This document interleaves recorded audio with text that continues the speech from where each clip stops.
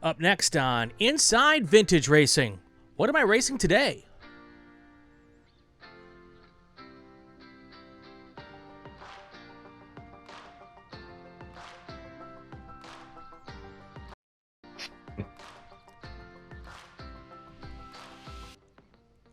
On this episode of Inside Vintage Racing, we're talking with our guest, Jet Tamburri. Jet, how you doing, my friend? Welcome back. I'm good. How are you? I'm doing good. I say welcome back because you were a guest on another podcast that I do called Inside Champ Car. You race a bunch of different things in a bunch of different series. And during our Inside Champ Car episode, you mentioned that you race vintage. And since we've just launched the Inside Vintage Racing podcast, I figured it would be great to have you on the show, talk to you a little bit about that. And so welcome to the show. We ask everybody the same first question, Jet. How did you get mixed up in this crazy sport that we love? I went down to Roebling Road. My father-in-law was racing, started racing with VDCA. So I went down there to check out a race back in 2019. He had a few cars, and he said, I was over in his shop helping him with some things. He put me in the MGB 1970 MGB GT, and he said, how's the wheels? How's the pedals? How's everything feel? How's your head clearance? I said, it's good. And then he leaned in and said, go get your license. Yes. So that same month, I went down to Savannah, ran with Bertle Roos, did that school, then did the advanced school down in West Palm Beach. And my first race was at VIR in the 70 MGB GT. So the rest. So your path is interesting because you started in vintage racing and then went to do other stuff. A lot of folks do it the other way around. Yeah. I don't know. I just like the older cars and trying to work on them, keep them running. And they're always breaking. So it's kind of fun to, work on them, fix them up. Yeah. I've always been a fan of older cars. So. Absolutely. So tell us how long ago was that? That was, I think it was, so I went in November 2020.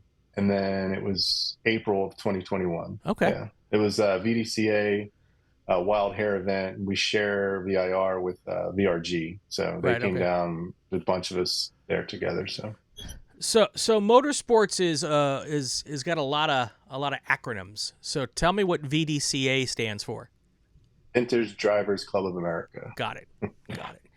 Yeah, I'm learning that there's a whole bunch of there's the big ones that I've heard of over the years, and then there's a whole bunch of little organizations out there. One out here on the West Coast that I didn't know about till I started working a little bit with them, and there's each little region has their vintage organization, and then you've got the like I said, the two or three bigger ones that are kind of more national. So what was taking your school in the Bertle Roos cars? Those are definitely not vintage cars. Did you do the Formula Fords or something? Yeah. So the first go around was a 1600 Formula Ford, and then the second go around was a 2-liter Formula Ford. So okay.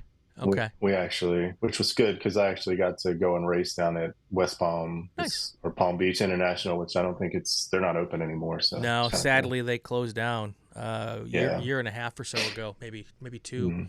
Mm-hmm. So what was it like that first time you went from your open wheel driving, school stuff to getting into that MGB the first time for your first race? Oh, it was good. I mean, there's a lot more metal around you, so that was kind of cool. Yeah. Cars flying around you. But yeah, it was fun. I didn't get too much racing though. We had a bunch of incidents. We brought 2 cars. It was MGB, and then I ran the MGB GT. Right. Well, our first race, I came around at VIR, came down the straight, came through 1, came through 2, and I said, "Oh, there's my father-in-law out into the grass." He blew his motor, and when I looked at him, I spun 360, hit his oil.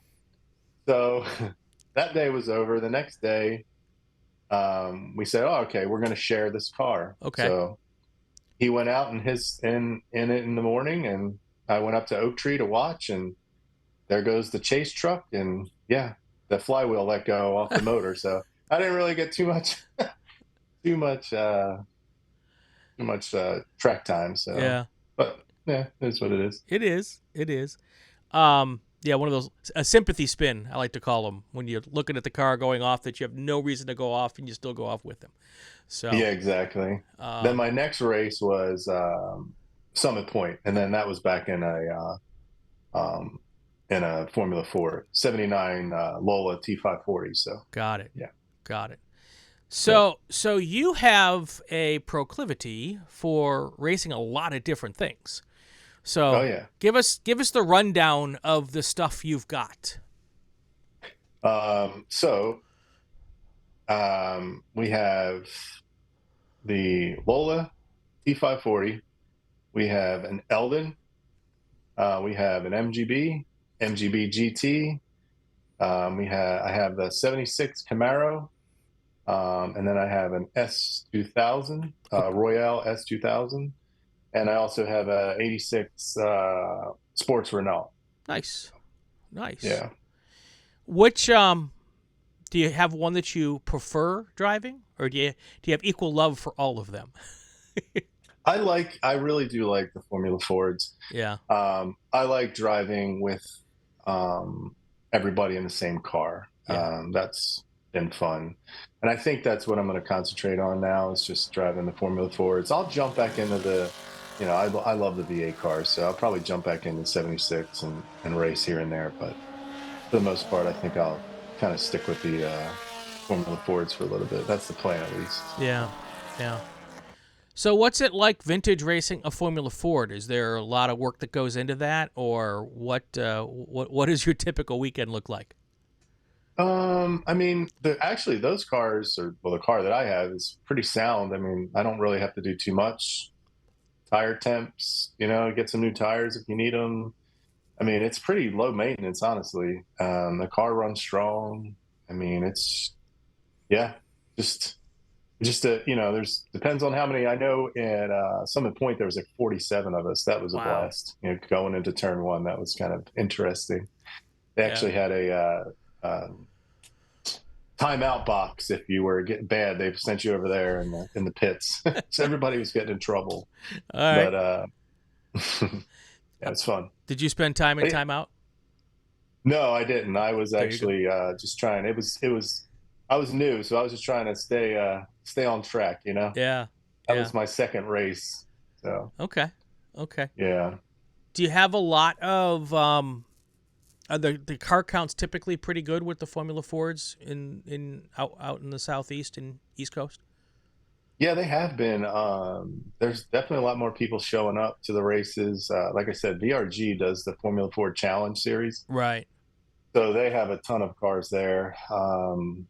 And I mean, if you go to Summit Point, if you run at VIR in April, VRG comes down and there's a ton of cars. So yeah, generally there's a good bit. And even with VDCA, there's still a good bit of Formula Ford. So Right. it's fun. Yeah. Now where are you based out of? I'm in Anger, North Carolina. Okay. All right. So getting up to Yeah. Summit or getting down to Roebling is not a huge tow in either direction.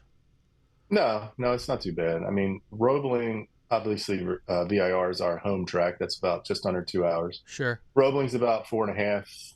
Road Atlanta's just under 6. Summit Point's it was like 8 hours, but yeah. Right. Right.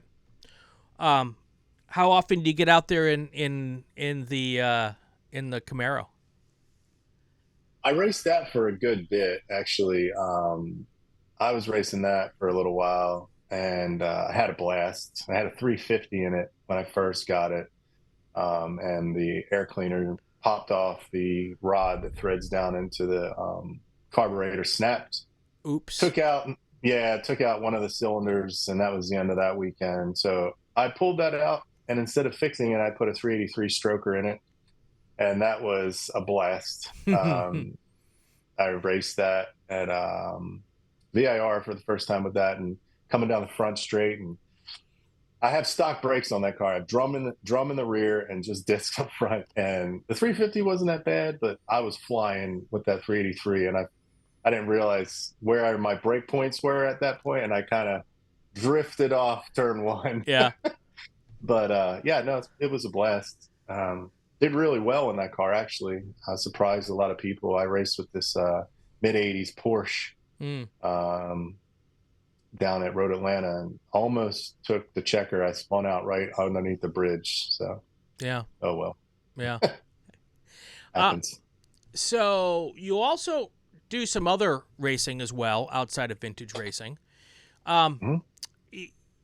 Do you foresee yourself sticking in one direction or the other, or are you going to keep splitting your time? What do you like about both? Honestly, I just like, as soon as I pull in to the track, no matter what track it is, everything disappears. Everything that's going on with work, everything is just, you're at the track. So I try and go to the track as much as I can. I do a lot of stuff with Racing for ALS. We do a lot of like charity events. I do track day events, and I have friends that some of them have comp license, some of them don't have comp license. So that's why we just did the champ car, because I wanted a few of my buddies to see what it was like to go wheel to wheel. So put a team together, bought another Camaro, bought a 95 Camaro, and yeah, we were out there racing. So yeah, I like it all. I mean, SCCA, they're a fun group. They're a little bit more aggressive, but sometimes that's good. You're there to race, so yeah, it's fun. I know. Obviously, there's a lot of pretty strict rules in vintage about contact. That'll get you put in timeout, or depending on what the series is. I know there's a point system and everything. Do you find that there's a little less pressure, I guess, on a weekend like that, when you don't have to, like you said, SEC is a little more aggressive? Do you appreciate the fact that there's you shouldn't be touching the guys around you, they shouldn't be touching you? Yeah, I think that adds a little bit of nobody wants to go paint to paint, and I think all these guys, they have a lot of money wrapped up in their cars. Some of those older cars, you can't, it's hard to get parts for, you can't replace. So yeah, they definitely seem to be, you're not winning anything. Your car is your trophy. It's what everybody preaches, and it's true. You want to put it back in the trailer and take it home the same way you brought it there. So if you're going into a corner and you just, sometimes you back out, sometimes and everybody just plays nicely, it seems. And but it's still, we're still racing, and some people still push it a little bit, but yes, way less paint to paint. If you hit somebody, if you go paint to paint, you may get sent home for the weekend. So yeah that's generally how it works. So you've got a couple of Formula Fords. Which one do you race them all, or do you have one in particular that you like to get out there and most frequently? So I run and I have run the Lola T540. The Eldon has just been finished. It's going to Savannah in a few weeks in September, and it's going to be his first time on track. We bought it off of a guy down in Florida, and we just put it, just got it all together. So yeah, it's going to have its maiden voyage at a VDCA race there coming up in a few weeks. So the publisher of Racer Magazine, Paul Fanner, he is a huge Eldon guy. He's got one and talks about it all the time. Tell us a little bit about the Eldon. It's cool. It's a smaller car. They tend to do really well. They tend to handle really well. The same motor, the 1.6 Pinto, Ford motor. So yeah, it's just a smaller car. It seems like, they seem to do really well. I've never driven one. I've seen them on track. I've raced with them, and they seem to handle really good. So we'll see. Like I said, I don't know much about it. I've never driven one, so we'll see how it handles, and see how it goes. Yeah. See, the second guy I've had on the podcast who has multiple cars, is that a vintage racing thing? to kind of get into the rabbit hole of I see one, I got to get one, or I want to save it from being under a bunch of storage bins in a garage. What is it about vintage racers once they get hooked in that they got to buy more cars? I don't know. I mean, I guess if you're a car, I mean, there's a lot of guys that I race with in vintage, and they have one car, they concentrate on one car. Okay. And I wish I had that bone in my body. I just don't. I see cars and I'm like, ooh, that looks fun. I need to buy that. So yeah, I mean, I don't know. I, I just like racing I just like jumping into different cars, and Yeah. it's just the fun. There's nothing like a V8 car, I'm a big, and then the Trans Am series, all those old Firebirds and Camaros. I mean, that's the same, I watch that stuff. So when I saw this one come up, I'm like, oh, I got to get it. So, and Yeah. my dad was a huge Camaro fan. Okay. So, yeah, Cool. kind of, yeah. So, do you take multiple cars and race in more than one session per weekend, or when you go to a race, do you concentrate on one car that weekend? I would if I had a stacker trailer. Yeah, I probably would. I'd probably take two different cars. My luck, they'd be right after each other. But Yeah. yeah, no, normally I just take one car. I mean, but by the time you have to, there's always something going on. You're always tinkering with a vintage car, trying to get it going, keep it going. Things break. I mean, so two cars would be, if I had like a pit crew, maybe if I brought some people with me, it'd be all right. But Well, gotta work on that. yeah, exactly. Yeah, and if the stacker trailer people are watching and they wanna do a little sponsorship deal, give Jet a call. And Yeah, I'm always trying to exactly. angle for my guests, to see how we can I, get them to do more stuff or funner stuff or whatever the case may be. So it's yeah. it's always fun. You never know who's watching at home. So Mhm. speaking of who's watching at home, let me take a second here and let everybody know that you can watch Inside Vintage Racing every Monday here on the Racing Network. And we do have sponsorship opportunities. Lots of different options for you, lots of different price points. If you want to do that, you can get in touch with me. It's race announcer Brian with an I at gmail.com. You can also find me on Facebook and a whole bunch of other places. Also, check us out on Instagram. It's the Racing Network. You can just do a little search there, and that's how we talk about the shows and everything. And you can find out more information about the shows there. If you want to be a guest on the show, also send me an email, raceannouncerbrian at gmail.com, and check us out for that. We are always looking for new guests. I think we've got 5 or 6 episodes in now. I've lost track already. You think by only 5 or 6 I could keep track of it, unlike our other podcasts, you've got 150 plus. But I've already lost track of how many we've done here. But anyway, if you want to be a guest, raceannouncerbrian at gmail.com as well. Jet Tamburri is our guest here on this episode, talking vintage race. Let's see, we haven't talked about the S2000 car yet. Let's talk about that one. That's a class that when I was coming up in SCCA was one of the best classes out there. It's some really big names in that class, and it was oftentimes a Formula car with a special S2000 body on it. So that was kind of cool. What tell us a little bit about your S2000 car? I mean, it's fun. Been having a ton of fun with it. VDCA's changed their run groups, so now we are with a bunch of different cars, and it's just, I don't know. Like I said earlier, I really want to concentrate on the Formula Ford with the the same cars, but it's a fun car. It's I've been kind of working through it, chasing a bunch of little things. The guy I bought it off of up in Columbus, Ohio, he hasn't raced it for years. So, I've been working through a bunch of different things. And anybody knows that, it's kind of hard to find something unless you're on track really moving. I Sure. found a spark plug wire that was, broken right at the boot. I didn't realize it. Valves, I need to adjust some things like that. I mean, just little things here and there. And, but I mean, it's been a blast. I mean, that car handles amazing. Yeah. I, like I said, I like driving them all. I'll probably drive that one, bring it out.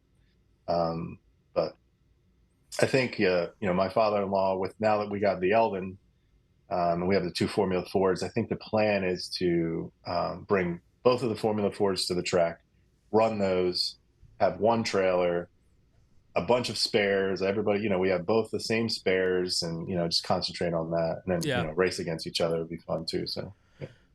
And the good part about a Formula Ford, there's a lot of other drivers at the track with hopefully a little spares here, a little spares there, and if something breaks, it's not hard to find someone typically who will have whatever it is you need if you don't have it yourself. Yeah, I mean, I generally bring a lot of different things and parts, and I mean, I've given parts out, just even radiator caps, all kinds of stuff. I mean, and vice versa. People help out. They may have something I need, and it's just nice. So talk to us a little bit about the cost, because you've mentioned you race Champ Car, you've done some SCCA stuff. When I think vintage racing, because the cars are old and that might be hard to keep them running, I think vintage racing can tend to be more expensive than going out in a car that's new and has less problems. What is the budget? You don't have to give me numbers, but compare the three. The endurance racing, obviously there's a big budget for endurance racing because you're going for 24 hours sometimes, or 14 hours or whatever. Is it overly expensive to go vintage racing? Oh, it just depends on what you buy. I mean, we're talking S2s now. Some of those S2s can get up into the, now they're it's weird. I mean, I've seen a Swift DB2 on there. It's $26,000. I think that's a great price. Fresh motor in it. Yeah. I mean, that's a fast car. It's an amazing car with a fresh motor. I mean, that's a great price. But some of those Swifts or some of those S2s can get up into the 60, 70, 80 grand. Luckily for me, I just search around, and I found that that Camaro with a brand new crate 350 in it, already ready to go. Guy that lived down in Georgia, he was getting ready to run just those 3 events that VDCA has at Roebling, and he built a car around that. I ended up getting that car for 13, 14 grand. Okay. So that's pretty cheap. Same with my S2. I picked that up super cheap. A Champ car, I mean, that thing, I paid $6,700 for that car. Yeah. So, and I mean, it held up like a rock. I mean, it's I like finding the deals. But yes, I mean, if you can find cars that'll run really well. I mean, we see a lot of Miatas now in vintage because they've kind of aged out, the mid-90s to lower 90s. And you can buy a decent, spec Miata, and that thing will run forever. So, right. Depends on what you want to drive. Yeah, I guess that has a lot to do with it. If you want to drive a 40, 50, 60-year-old car, that's going to take a lot more money to keep on the racetrack than Formula Fords, which are still racing today, in more current forms, but the motors haven't changed unless you're running the Hondas. And I'm guessing that in vintage racing, no one's running a Honda. That's not considered vintage, right? No, it's you're running those Ford, right? 1.6 Ford Pinto motors, and I mean, you can still get parts. I mean, there's definitely places, and it's not too terribly expensive. And then if you have to freshen your motor up, I mean, it gets a little, depends on who you send it to, Right. But So do you like finding a basket case, taking it apart, and putting it back together, or do you prefer getting something that's a little more sorted and just working it that way? Yeah, I mean, it depends on the price, Yeah. If everything's there, and because half the time I'd rather build a car, go through it all, so then I know what I'm working with. You know what I mean? Change things if I need to. That definitely helps when you're on the track, and especially when you drive far and you only bring in one car, right? Right. You want it to last, so it's good to know what you have underneath you. So were you mechanically inclined before you got into this, or is the wrenching just something that's come out of your father-in-law telling you to go get your driver's license, your racing license?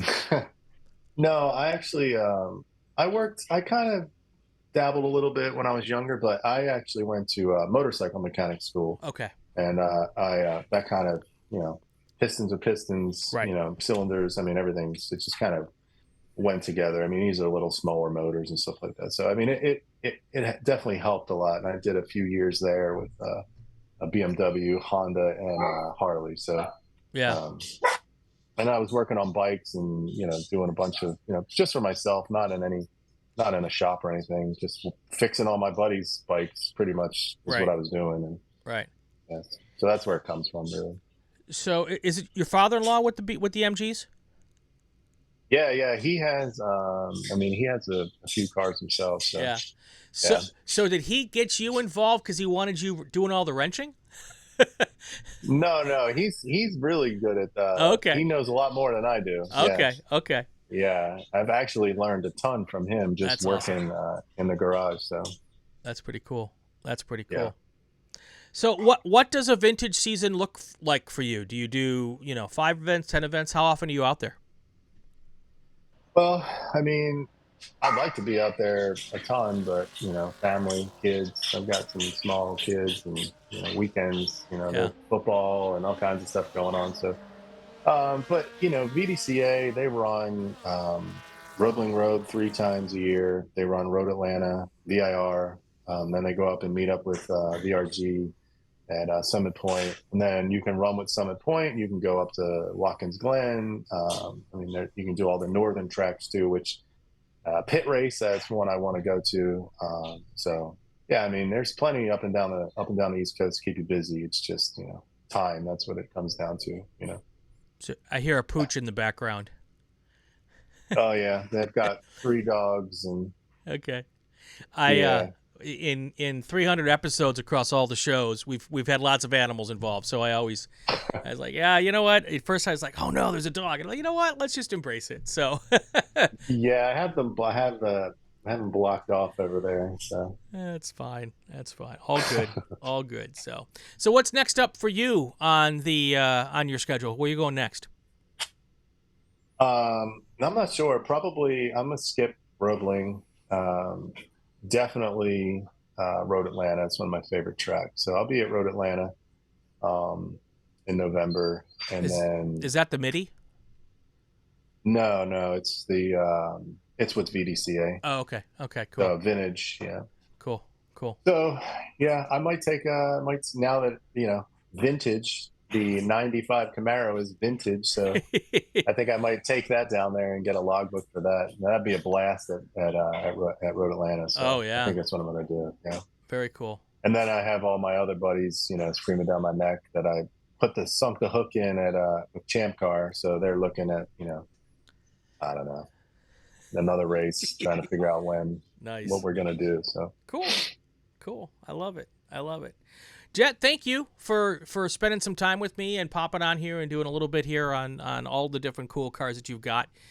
Good luck with everything you got going on. And one of these days, I'm going to get out to the East Coast and actually go to some vintage races. So I'm looking forward to maybe catching up with you when I do that. yeah, definitely. Let me know. That'd be awesome.